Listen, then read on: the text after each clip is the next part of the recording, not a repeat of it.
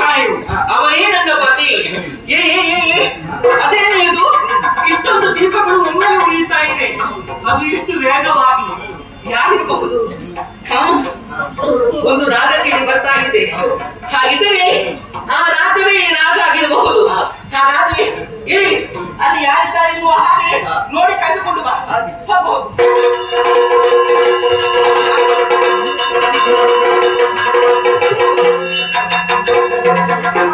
ಏನೇ ಮತ್ತೆ ಹಾಗಿದ್ರೆ ದಂಡಿಗೆಯಿಂದ ಕೊಟ್ಟು ಕಳಿಸಿದ್ದೇನೆ, ಅದರಲ್ಲಿ ಕುಳ್ಳಿರಿಸಿಕೊಂಡು ಕರೆದುಕೊಂಡು ಬರಬೇಕಿತ್ತು ನೀನು.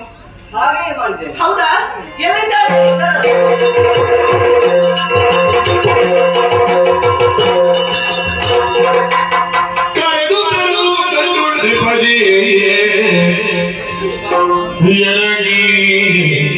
ನಿಮಗಿದೆ ನಮಸ್ತೆ.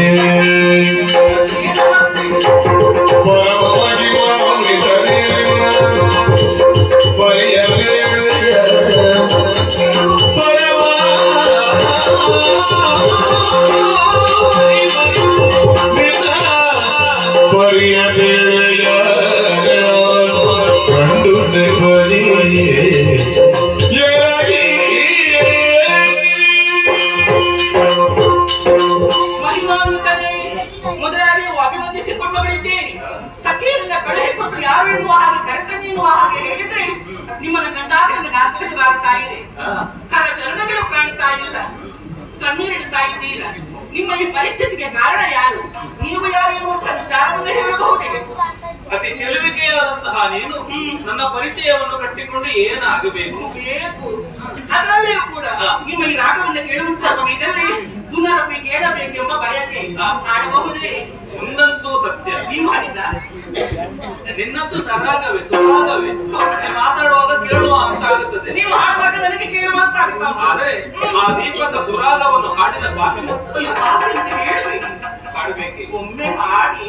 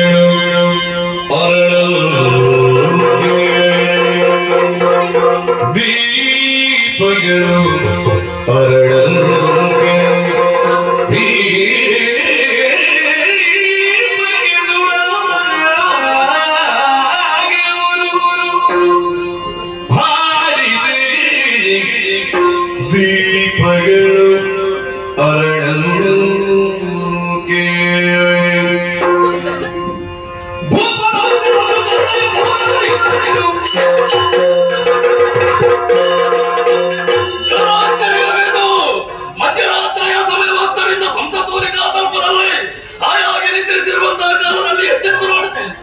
ಎಲ್ಲಿ ನೋಡಿದರಲ್ಲಿ ದೀಪಗಳು ಹೊತ್ತಿ ಉರಿಯುತ್ತಾ ಇವೆ. ನನ್ನ ಮಗಳು ಅಂತಃಪುರದಲ್ಲಿಲ್ಲ.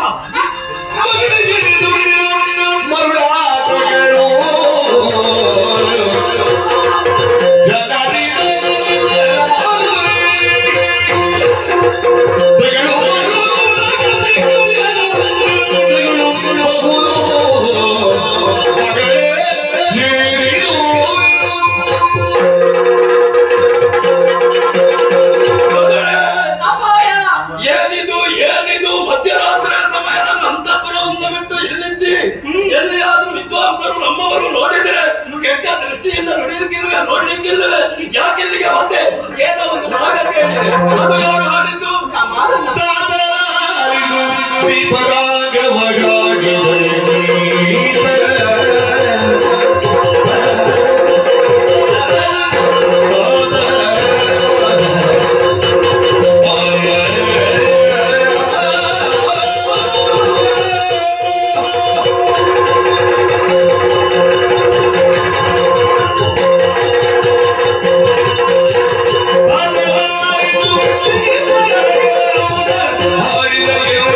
Shut up.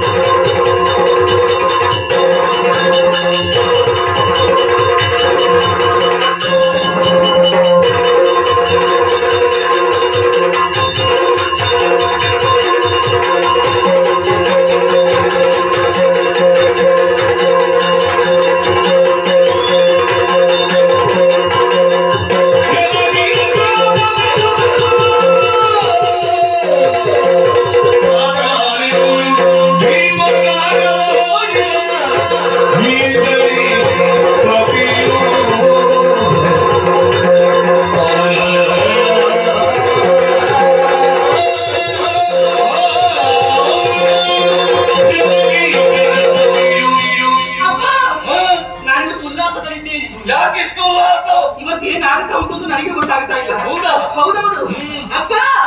ನಾನು ಬಾಲ್ಯದಲ್ಲಿ ಕೈದಂತಹ ಬಣ ದೀಪ ಕಸುರಾಗ ಗೀತೆ ಹಾಡುವುದರ ಮುಖೇನವಾಗಿ ದೀಪಗಳನ್ನು ಬೆಳಗಿಸುವವನು ನನ್ನ ಕರಿಮಣಿ ಮಾಲೀಕ. 4 ಮಂದಿಯನ್ನು ಸೌರಭಕ್ಕೆ ಕಳಿಸಿದೆ.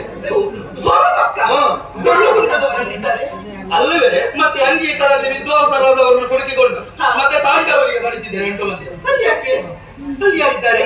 ಸಮುದ್ರದವರ ಕರ್ಕೊಂಡಲ್ಲಿ ಹಾಗಲ್ಲ ಅಪ್ಪ. ನನಗೆ ಹಾಡು ಹೇಳುವವರನ್ನು ಮದುವೆ ಆಗ್ಬೇಕು ಅಂತ ನನ್ನಲ್ಲಿರುವುದು ಒಬ್ಬಟ್ಟು. ಇದ್ದವರು ಬಂದು ಎಲ್ಲ ಕೇಳಿದ್ರೆ ನಾನು ಎಲ್ಲಿಂದ ದುಡ್ಡು ಮಾಡಿಕೊಟ್ಟೆ. ಹಾಗಲ್ಲ ಹೇಳಿದ್ದು. ಅಲ್ಲ, ಆಸ್ಥಾನ ಪಂಡಿತರು ವಿದ್ವಾಂಸರು ಇಲ್ಲಿಗೆ ಬೇಕೆ. ಹಾಗಲ್ಲಪ್ಪ. ಮತ್ತೆ ಆ ಸ್ಥಳದಲ್ಲಿ ಹೋಗಲ್ಲ. ಮತ್ತೆ ಈ ಸ್ಥಾನದಲ್ಲಿ ಕುಳಿತುಕೊಂಡ ಎಲ್ಲಿ ಅಪ್ಪ ಒಮ್ಮೆ ಹಿಂದೆ ತಿರುಗಿ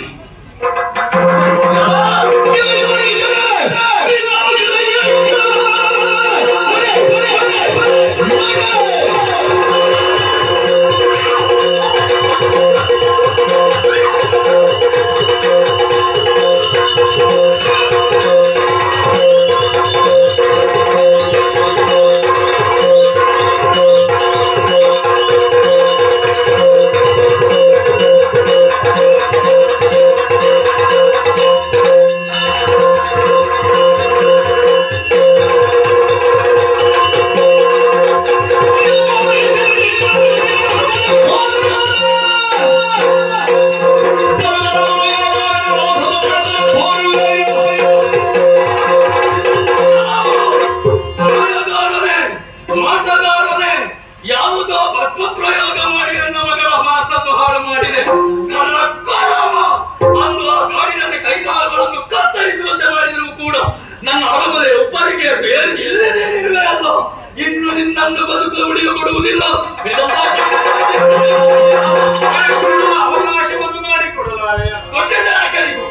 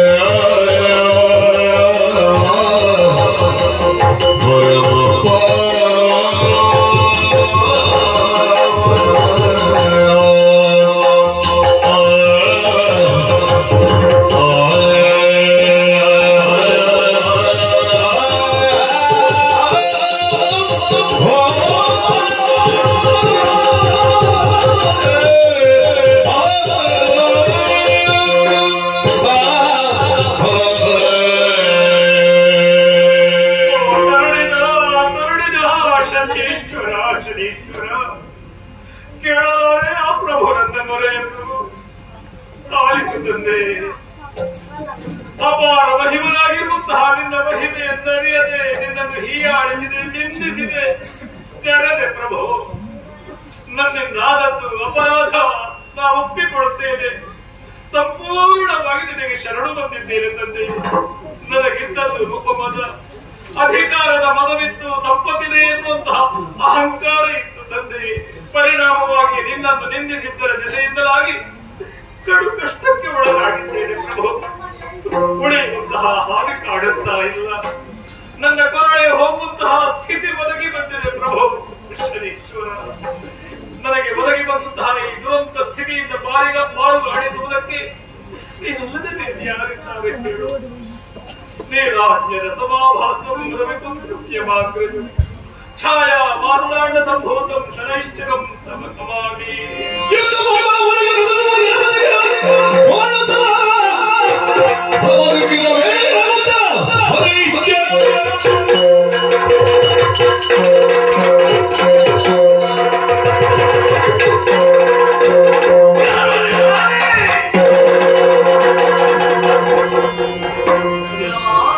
ಸಕಲ ಜರಾದುರ್ಗದುರ್ಗೆಷ್ಟು ನಿವಾರಣ ಕಾರಣ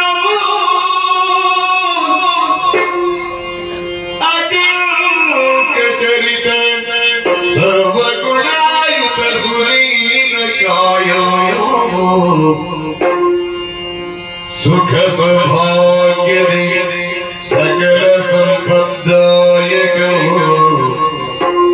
ಭಗುದ ಭಜನಾವಳಿ ವಿಕಸಿತ ಆನಂದ ಜನ ಪರಿಪಾಲಕ ಶನೈಶ್ಚರ ನಮಾಮಿ ಶನೈಶ್ಚರ ಶರಣೋ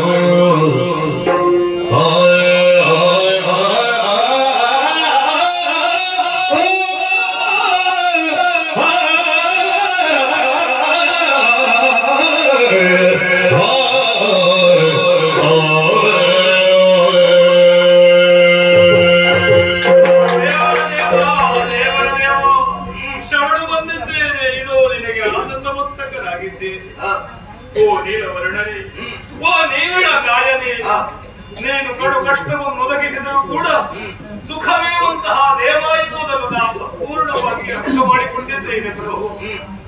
ಜಗದ ಜನರಿಂದ ಪೂಜಿಸಲ್ಪಡುತ್ತಾ ಇರುವಂತಹ ಅಪಾರ ಮಹಿಮನಾಗಿರುವ ನಿನ್ನನ್ನು ಈ ಕಾಲದಲ್ಲಿ ಕಾಣುವಂತಹ ಸೌಭಾಗ್ಯ ವಿಕ್ರಮಾಂತನಿಗೆ ಒದಗಿ ಬಂತ ಎನ್ನುವಂತಹ ಪೂರ್ಣ ಪ್ರಜ್ಞೆ ನನಗುಂಟು. ನನ್ನಿಂದ ಆದಂತಹ ಅನ್ಯಾಯಕ್ಕೆ ಪರಿವಾರ್ಜನೆಯನ್ನು ಒದಗಿಸಿ ನನ್ನ ಅನುಗ್ರಹಿಸು ಪ್ರಭು.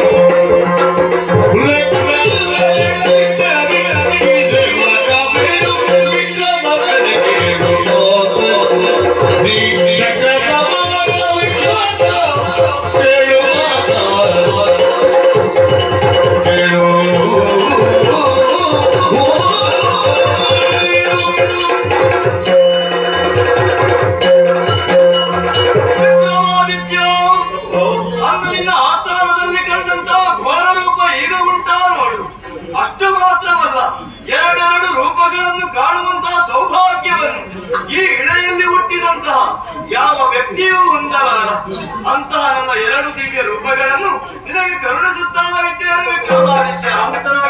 ಕಂಡೆ ಪ್ರಭು. ನಿನ್ನ ಅಂತರಂಗದ ಭಕ್ತಿಗೆ ಮೆಚ್ಚಿದಂತಹ ನಾನು ಧನುರ್ಮಂಡಲವನ್ನು ಬಿಟ್ಟೆ, ನನ್ನ ವಾಹನವಾದಂತಹ ಕಾಗೆಯನ್ನು ಬಿಟ್ಟೆ, ಸುಪ್ರಸನ್ನ ಮೂರ್ತಿಯಾಗಿ ನಿನ್ನ ಮುಂಭಾಗದಲ್ಲಿ ಕಾಣಿಸಿಕೊಂಡಿದ್ದೇನೆ ವಿಕ್ರಮಾದಿತ್ಯ. ಮಕರನ ಬಾಯಿಗೆ ಸಿಕ್ಕಿದಂತಹ ಗಜೇಂದ್ರನ ಸ್ಥಿತಿ, ಆ ನೋವಿನ ಸ್ಥಿತಿ ನಿನಗಾಯಿತೆ ವಿಕ್ರಮಾದಿತ್ಯ. ಆದಿಮೂಲ ಎನ್ನುವ ಹಾಗೆ ಕರೆದಂತಹ ಕಾಲದಲ್ಲಿ ಶ್ರೀಹರಿಯೇ ಒದಗಿ ಬಂದು ಗಜೇಂದ್ರನ ಕಷ್ಟವನ್ನು ದೂರ ಮಾಡಿದ. ಇದೋ ನಿನ್ನ ಪಾಲಿಗೆ ಒದಗಿದಂತಹ ಕಷ್ಟವನ್ನು ದೂರ ಮಾಡುವುದಕ್ಕೆ ಬೇಕಾಗಿ ನಾನೇ ಪ್ರತ್ಯಕ್ಷನಾಗಿದ್ದೇನೆ. ನಿನಗೆ ಬೇಕಾದಂತ ವರಗಳನ್ನು ಕೇಳಿದೆ ಅಂತಾದ್ರೆ ಕೊಡುವುದಕ್ಕೆ ಸಿದ್ಧನಿದ್ದೇನೆ ವಿಕ್ರಮಾದಿತ್ಯ. ಓ ದೇವರು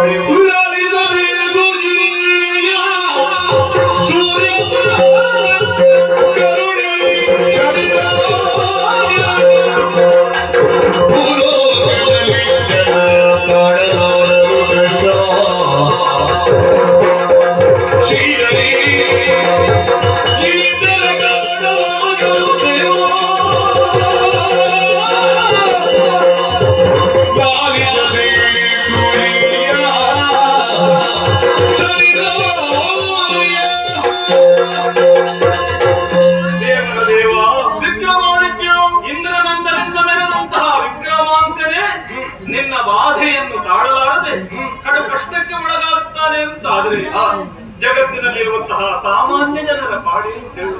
ನಿನ್ನನ್ನು ವಿರೋಧಿಸಿ ನಿಲ್ಲುವಂತಹ ಶಕ್ತಿ ಈ ಪ್ರಪಂಚದಲ್ಲಿ ಯಾರಿಗಿರುವುದಕ್ಕೆ ಸಾಧ್ಯ.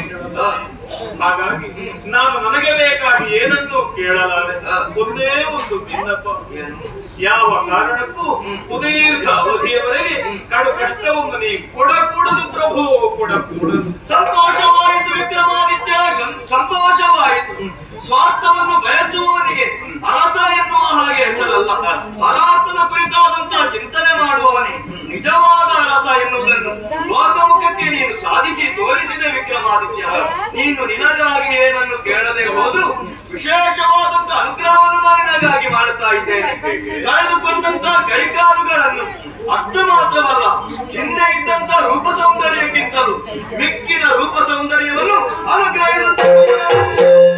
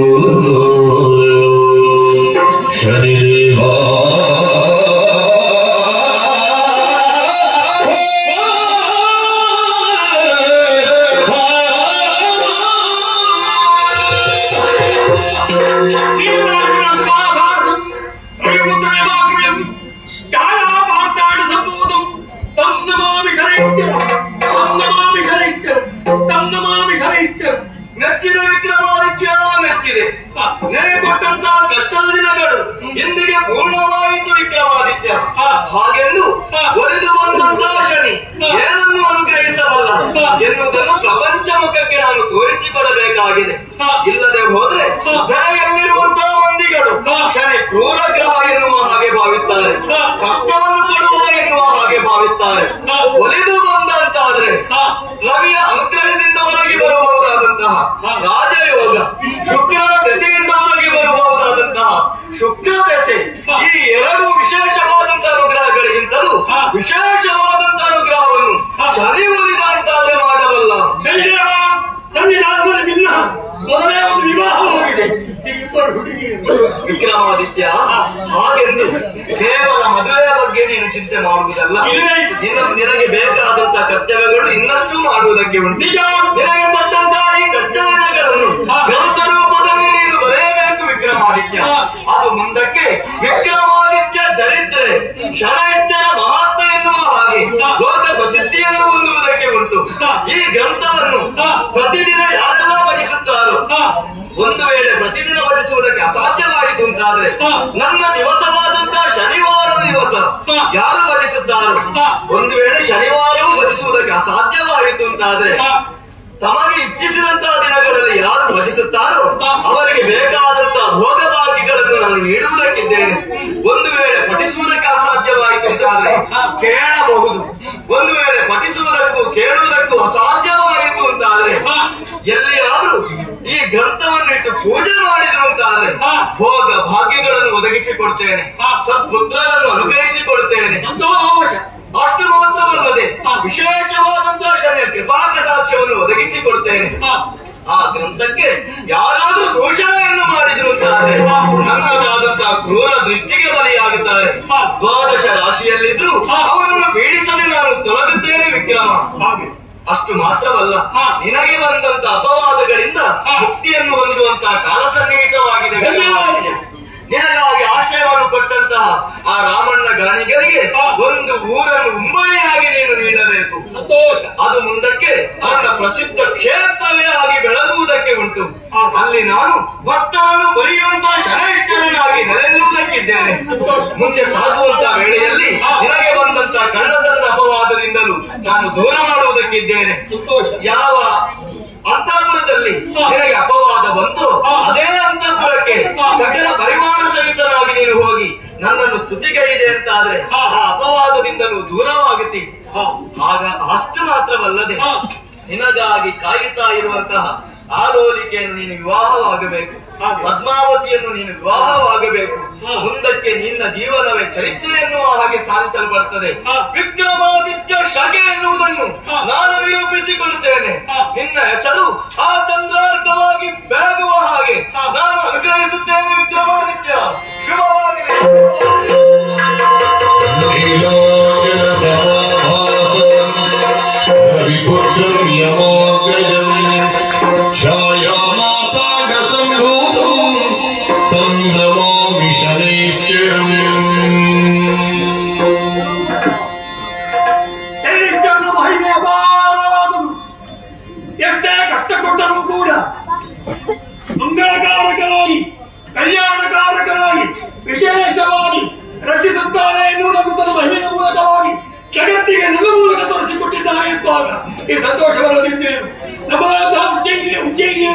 ವಿಶೇಷವಾದ ಶನೀಶ್ವರ ಮಂದಿರವನ್ನು ಸ್ಥಾಪಿಸಿ ನಿತ್ಯವೂ ಕೂಡ ಶನಿಗೆ ಪೂಜೆ ಮಾಡುವಂತಹ ವ್ಯವಸ್ಥೆ ಮಾಡುವುದಲ್ಲದೆ ಶನಿಯ ಮಹಿಮೆ ನಿತ್ಯ ಕೊಂಡಾಡುವಂತಹ ವ್ಯವಸ್ಥೆ ಉಜ್ಜಯಿನಿಯಲ್ಲಿ ವಾತಾವರಣ ಸಾವಂತರಾಟರು ಕೂಡ ಮಾಡುತ್ತಾ ಬರಲಿ ಎಂದು ಆಶಿಸುವವರೊಂದಿಗೆ ಇಂದು ಈ ಮಹಿಮೆ ಈ ಕಾಲಘಟ್ಟದಲ್ಲಿ ಶ್ರೀ ಶನೀಶ್ವರ ಮಹಾತ್ಮೆ ಎಂಬಂತ ಪುಣ್ಯ ಕಥಾಭಾಗವನ್ನು ಯಾರು ಶ್ರದ್ಧಾಭಕ್ತಿಗಳನ್ನು ಆಡ್ತಾರೋ ಆಡಿಸ್ತಾರೋ ನೋಡುವ ಅನುಕೂಲ ಮಾಡಿಕೊಡ್ತಾರೋ ಅಂತಹ ಪುಣ್ಯಾತ್ಮನಿಗೆ ನಾವು ನಂಬಿಕೊಂಡು ಬರುತ್ತಿರುವಂತಹ ಶ್ರೀ ಜ್ಞಾನಹಟ್ಟಿ ಸುಬ್ರಹ್ಮಣ್ಯ ಸ್ವಾಮಿ ದೇವರು ವರಪುರದ ಮಹಾಗಣಪತಿ ಕುಮಾರ ಮಂಗಲ ಶ್ರೀ ಸುಬ್ರಹ್ಮಣ್ಯ ಸ್ವಾಮಿ ಈ ನೆಲದ ಕುದುರೆಕಾಳಿ ಭಗವತಿ ಎಂಬುವವರು ಈ ನೆಲದ ಸತ್ಯದೇವರು ಆಯುಷ್ಯ ಆರೋಗ್ಯ ಭಾಗ್ಯಾದಿಗಳನ್ನಿದ್ದು ಸರ್ವದಾ ಸಂರಕ್ಷಣೆ ನಿಧಿಗೆ ಅಳೆಗೊಳ್ಳುತ್ತಾ ಪುಣ್ಯ ಕಥಾಭಾಗಕ್ಕೆ ಮಂಗಳಿಗೆ ಹಾಡುವರೆ ಸಭ್ಯರಿಂದ ಪಡೆ ಮಾಡುತ್ತಾ ಇದ್ದೇವೆ.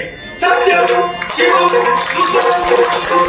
ಶರಣಿ ಶರಣಿ ಶ್ರೀ ಸುಬ್ರಹ್ಮಣ್ಯ ಶರಣಿ ಶರಣಿ ಶ್ರೀ ಸುಬ್ರಹ್ಮಣ್ಯ